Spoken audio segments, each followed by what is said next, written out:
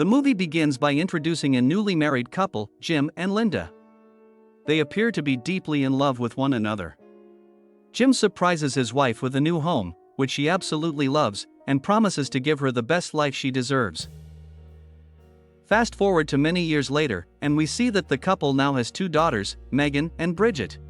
Unfortunately, their marriage has become strained, and they are only staying together for the sake of their kids. One morning, Linda is awakened by her daughters, who ask when their father will return. She tells them that he went on an overnight business trip and will be back in the evening. Linda then drops her daughters off at school before carrying on with her daily chores at the house. In the afternoon, Linda gets a call from her friend, Annie, who says it's already Thursday and that Annie is going on a date. Annie also wants to know what Linda has planned for the weekend. Moments later, Linda receives a voice message from her husband, Jim. He is about to confess something to her but is interrupted by another call and hangs up.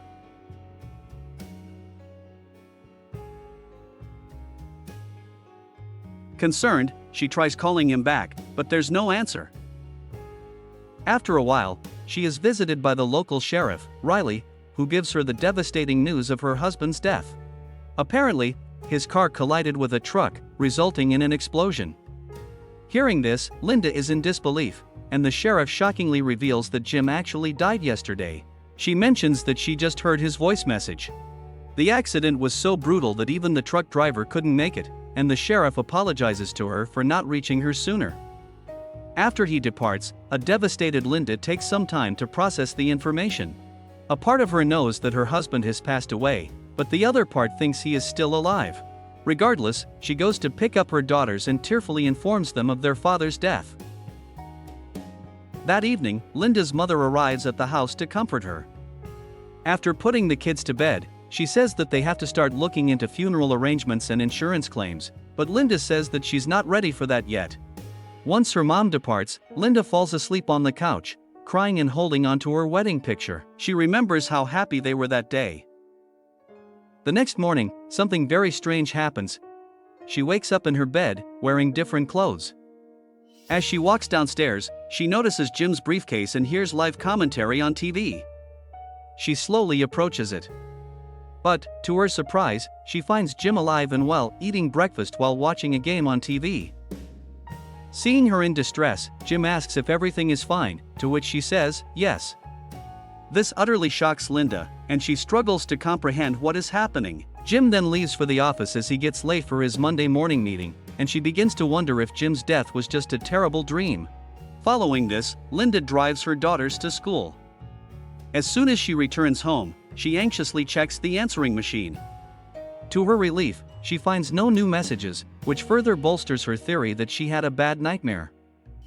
Linda then goes out for a ride to clear her mind, but she is lost in her thoughts and almost collides with another car.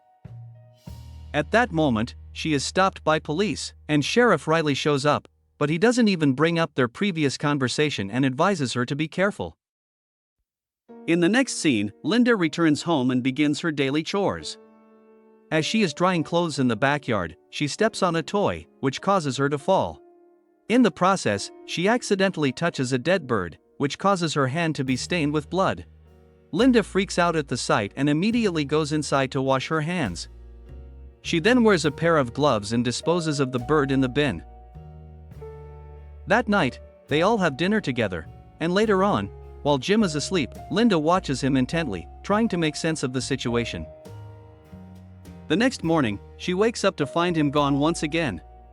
Her clothes have changed, and she notices that all the mirrors are covered. There is also a wine bottle on her table. Confused, Linda goes to the bathroom, but the mystery continues to grow. She discovers lithium tablets on the sink with her name on them. When Linda goes downstairs, she finds her family and friends preparing for Jim's funeral. Panicked, she insists there must be a misunderstanding because Jim is still alive, but the people there assume that Linda may be acting crazy due to her grief. Linda then goes to the garden and finds her daughters playing. Shockingly, she notices that Bridget's face is covered with scars, but she doesn't remember how it happened. She desperately tries to inquire about it, but Megan tells Linda there are no cuts. She's perfect, like a beautiful princess. Later on, everyone heads to the church for Jim's funeral, where his body is brought into a coffin. Convinced that he's still alive, Linda demands to see the body, thinking they are making a mistake. The others, including her mom, try to stop her, claiming that he is in a terrible state, but she persists. She forcefully tries to open the coffin herself, and in the process, Jim's mutilated head rolls out.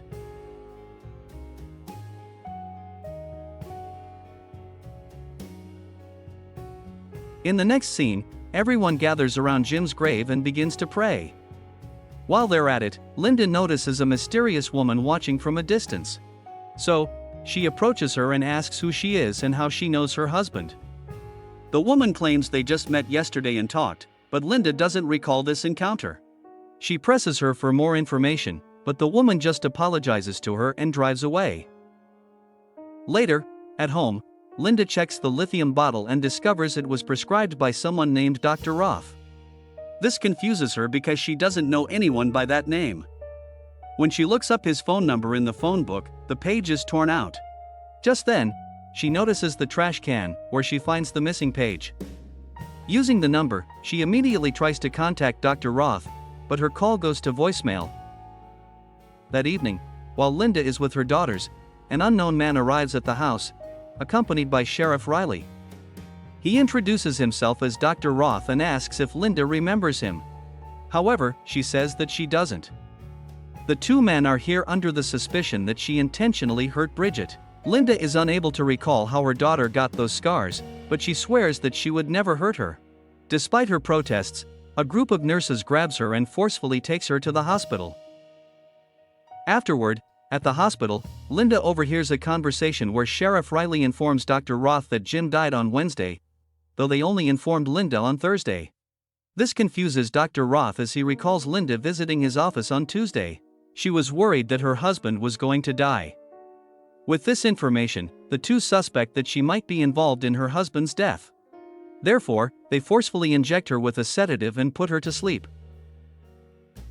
The next morning, Linda wakes up to discover that she's back in her house. She suddenly hears a sound in the shower, and when she approaches the bathroom, she shockingly finds Jim there. He is nonchalantly taking a shower, oblivious to everything that is happening around him. Linda becomes emotional seeing him and hugs him tightly in the shower. When he asks what's wrong, she struggles to find the words to explain. She then goes downstairs and discovers that Bridget has no scars, which makes her very happy. After dropping the girls off at school, Linda returns home. As she is about to get in, the backyard dustbin catches her attention. She slowly opens its lid, only to find that the dead bird is still there. Terrified, she quickly goes inside the bathroom to check for the lithium tablets but fails to find them. Linda then goes through her phone book and discovers that the page containing Dr. Roth's number is still intact. Regardless, she tears it out and keeps it with her. In the next scene, Linda visits Dr. Roth at his clinic and shares the strange events happening to her. She tells him about how her husband dies one day and comes back the next. She doesn't even know if these events are real or not. Dr. Roth, who doesn't seem to recognize her, says that she is probably having some nightmares, and he also confirms that he didn't prescribe her any medications before this. He thinks that Linda is going through some inconsistencies, but she believes that it's supernatural. Nonetheless, he writes her some medicines, which turn out to be none other than lithium tablets. Following this, Linda arrives at Jim's office and tries to explain what is happening. She suggests going somewhere else with the girls, but Jim says he has work to do.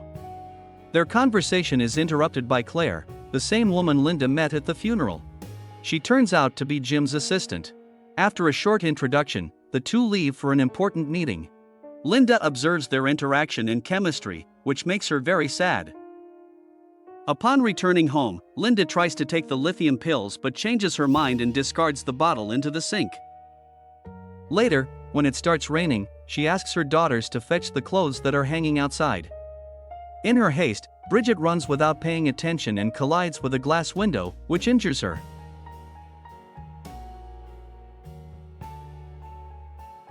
Linda rushes her to the hospital, where Jim arrives shortly afterward. Fortunately, Bridget is okay, but her face is marked with scars. Linda hides all of the house's mirrors, and when Megan asks if the scars will last forever, she says there are no scars. Bridget is perfect, just like a princess. Later that night, Jim is in a bad mood, and an argument ensues between the couple.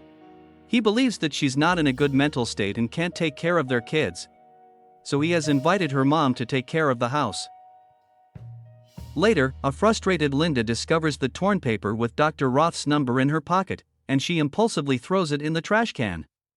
But as soon as she does so, she realizes that she has seen the future. She knows that all the events are connected, but the timeline is still confusing. Linda then takes a paper and writes down the events of the week. She discovered Jim's death on Thursday, but he was alive on Monday. The funeral took place on Saturday, and it was the same day she was brought to the hospital. On Tuesday, she met Dr. Roth, and her daughter got injured. Reflecting on these events, Linda figures out that Jim died on Wednesday. She later approaches him and requests that he postpone his upcoming trip.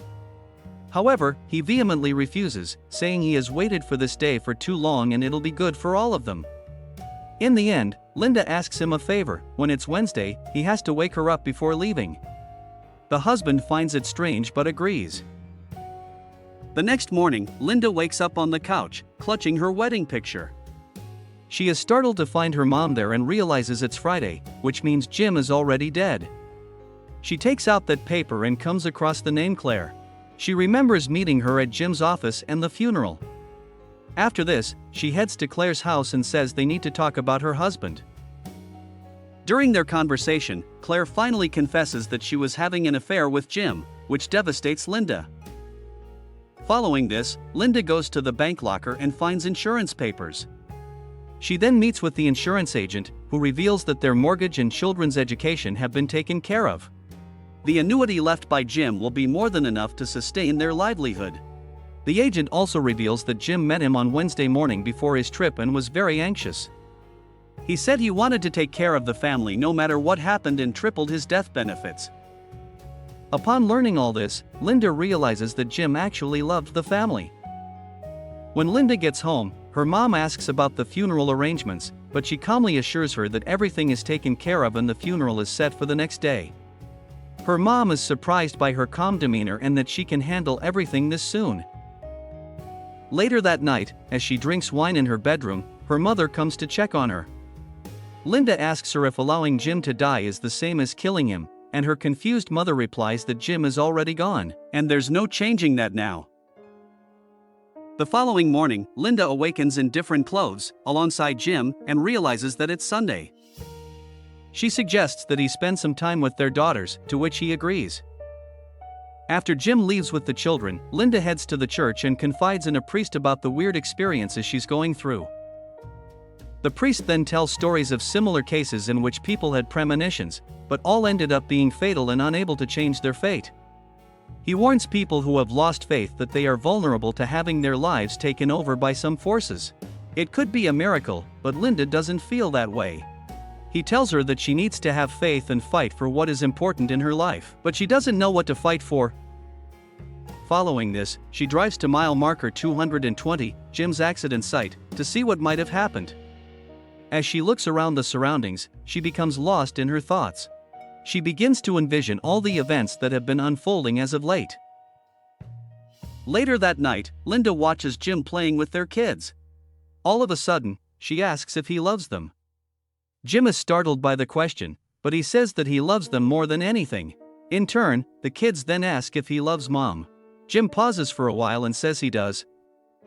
But by the look on his face, it is clear that he is not that attracted to her anymore. Later, Linda is alone in the backyard, and it starts to rain. When Jim arrives, she tells him that she misses the way they used to be. Jim tries to convince her by telling her they are married, had kids, and a house, but Linda says they're running out of time. Suddenly, the nearby electric line explodes, and a dead bird falls into their yard. Seeing this, the couple rushes inside.